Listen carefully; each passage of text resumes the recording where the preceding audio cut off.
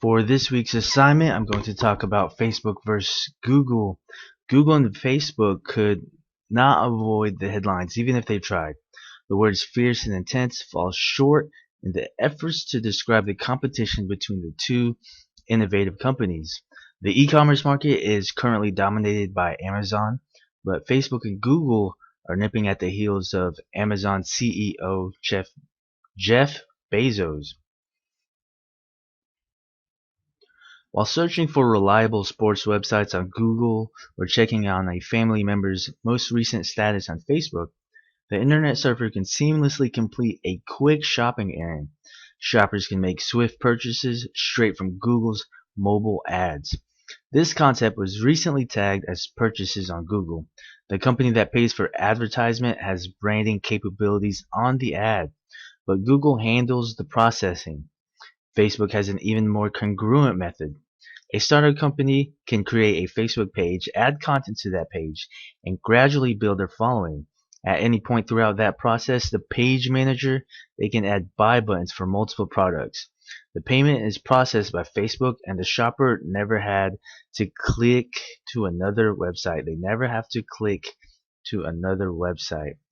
That's user friendly and it's also convenient on the part of Facebook and the internet surfer, the shopper, the online shopper. One would say that Facebook and Google are far away from stealing a significant amount of customers from Amazon. They may not be ready to compete with the e-commerce giant at this moment, but they can definitely compete with each other in the areas of online shopping. So they are technically competing with Amazon, but the better comparison is Facebook versus Google regarding e-commerce. So, because just Amazon is just dominating, just but too much. They're dominating the e-commerce by a landslide. To polish and enhance their online marketing skills, Google's CEO Larry Page and Facebook's own Mark Zuckerberg, they can order business leadership books from Amazon. Resources say that online shoppers that are focused on shopping solely are more likely to go straight to Amazon before going to Google. I think that this is the case because Amazon is branded as the #1 online shopping platform. But Google is still effective in more than one way. After consumers discover a product or service through YouTube, they utilize Google to learn more about that product. Eric Schmidt, he admitted that more people start with Amazon instead of Google when they are shopping online. As chairman, Mr. Schmidt hopes to utilize user data, implement strategies on mobile ads, and continue to monitor the effectiveness of Google's buy buttons. The concern and obstacles that companies that are paying Google to for the advertisement space, the concerns that they will have will it's going to be directly linked to brand building and customer experience. For the most part, Google kind of has a more infomercial presence than Facebook.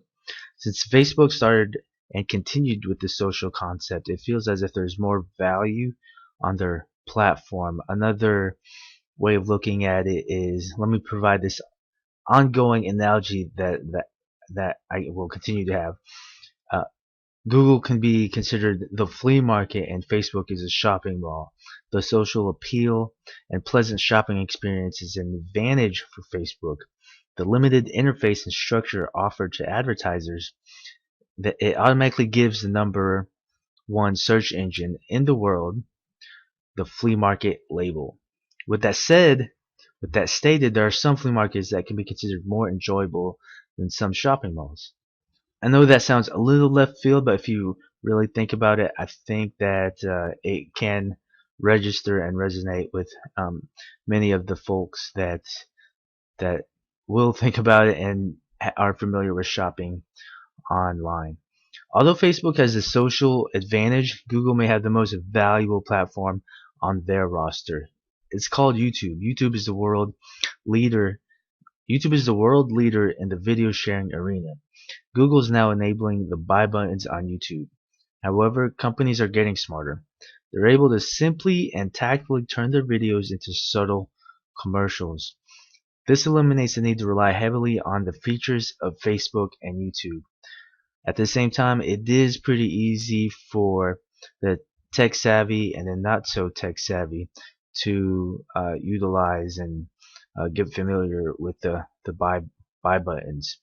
Branding and advertising are just two of the many elements that internet companies have to be concerned with. List building is also important, but the fact that companies are able to build their list when customers are making their purchases on Google, it's absolutely beneficial for Google. So this is a capability that Facebook also has on their fan pages. So Facebook and Google, they're both competing in another area, internet real estate. Facebook is using drones. To summarize, or in a nutshell, I'm going to try to make this part relatively quick here. Internet real estate, there's still billions of people that are in areas in which it is absolutely hard to and very difficult to or impossible to acquire the internet, use the internet, browse the web. Facebook is finished with making their drone, a solar powered drone that goes by the name Aquila. It took a little over a year to finish, and this 880-pound drone will be tested mainly in the United States. Google, and that one is created by Facebook. Google has an answer to that drone, and it is called Loon. It's a balloon, pretty much. So both the balloon that Google is using and the drone that Facebook is using, both companies are going to have to coordinate a network with the telemarketers, telecommunication companies, and the government and aircraft manufacturers to make this happen. One factor of that is that in these areas, in these remote areas, there are no cell towers or fiber optic lines. So both companies are gonna have to be transparent, and they can't keep any information to be successful. But Google is ahead in a way because they've done testing. They're already testing their balloon, their project out in areas such as New Zealand, Brazil, and I think they're using the Air Force Base in Florida. Yes, they are. Enlin Air Force Base. The resource for that is GazetteReview.com. So it's a healthy competition because the more competitive they are, the more beneficial it is for the rest of the world to acquire internet. So now I'm going to talk about working at Facebook or working at Google. There's this movie, I think it's called Intern, with Owen Wilson and Vince Vaughn. Excellent movie for young entrepreneurs or young aspiring entrepreneurs and those looking to get into a startup company. I think it's a good movie, and it's also a good movie for those working in tech companies. So the references for this study that I'm going to discuss is payscale.com and glassdoor.com. Some of the results that they came up with is that Facebook employees are happier. They have the edge over the Google with 93% happiness, employee happiness, and Google 84% happiness.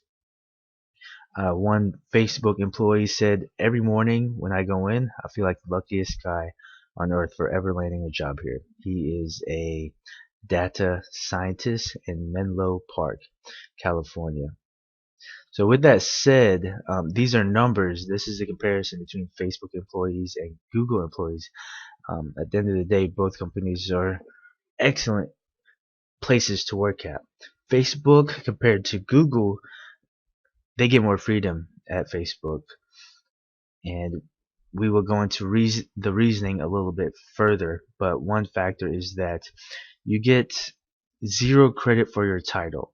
It's all about the quality of the work, the power of your conviction, and the ability to influence people. And that is a quote from Don Fall, the former Facebook executive. They make more money at Facebook, $135,000 on average. Google, not so bad at $133,000 on average. The intern at Facebook gets $7,400 a month, and an intern at Google gets $7,200 a month. They're less stressed at Facebook, but both companies have the on-call duty um, situation, mainly during product launches, so this can increase the stress. Facebook's This is a quick quote from the article. Facebook's service up and running around the clock. 11% of Facebook employees consider their jobs low stress, while 9% of Google employees feel the same way. Meaningful. They consider their work meaningful. Employees at Facebook, they report that 81% of Facebook employees answered with a resounding yes when they were asked if they felt their job was meaningful and if they make the world a better place. At Google, 67% of those employees said yes. And the hiring process, it's more difficult and more stringent and there's more protocol on the part of Google when it comes to hiring.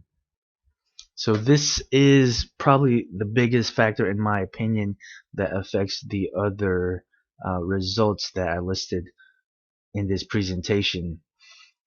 They have a smaller team. Facebook has a smaller team of 10,000 people, and Google has 53,000 employees. So there's definitely more room for growth. I personally wouldn't mind working for either company. Benefits are excellent, especially for parents. I'm personally not a parent, but they have great programs. Um, 12 weeks of paternity leave, and Facebook is one of the first companies to offer coverage of up to $20,000 for egg freezing. It's a very unique program.